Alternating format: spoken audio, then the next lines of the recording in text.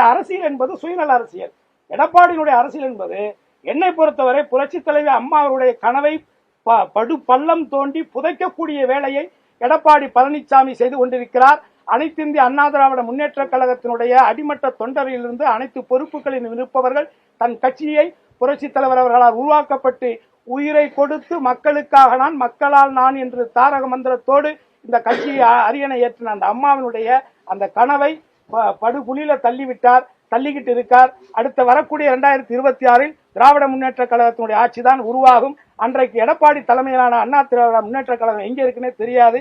ஆனாலும் அந்த கட்சி நல்லா இருக்கணும்னு செங்கோட்டையை மாதிரி நானும் நினைக்கிறேன். எடப்பாடி பழனிசாமி அதிமுக திமுக இடையே போட்டி அப்படின்னு இருக்காரு. பேட்டியில 210 இடங்கள்ல அதிமுக வெல்லும் கொடுத்திருக்காரு. சார், நான் இந்த வரக்கூடிய தேர்தலில் எடப்பாடி வெற்றி பெறுவதே கடினம் சார். நீங்க ரெக்கார்ட் பண்ணிக்கங்க. வரக்கூடிய 2000 அவர் எத்தனை ஓட்டுக்கு 2000 ரூபாய் கூட கொடுக்கணும் சார். அந்த மக்கள் எந்த மக்கள் என்னுடைய சமுதாய மக்கள் நினைக்கிறாரோ அந்த மக்களே நீ செய்தது துரோகம், என்ன மன்னிக்க முடியாத இன துரோகம், அங்கே செஞ்சு இங்கே செஞ்சு கடைசியா எங்க ஆளு செங்கோட்டை மேலே கை வச்சுட்டியாங்கிற கோபத்துல இன்னைக்கு அந்த மக்கள் கொங்கு மண்டல மக்கள் இருக்காங்க. நிச்சயமாக வரக்கூடிய 2026 தேர்தல் பழனிசாமிக்கு சரியான பாடம் புகட்டப்படும்.